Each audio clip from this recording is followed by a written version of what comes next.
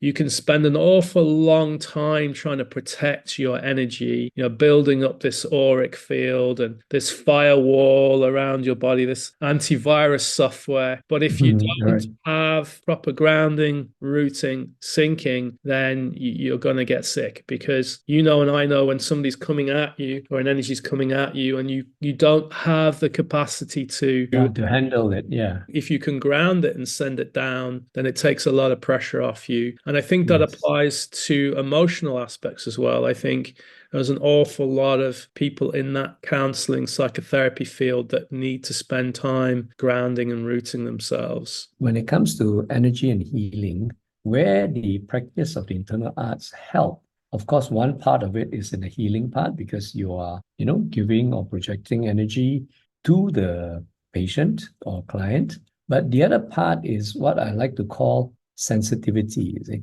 Or in if a direct translation from Chinese, we call it listening. It is the ability to feel the energy of the person that you're working with and the ability to feel where the blockage is or where the blockage is not.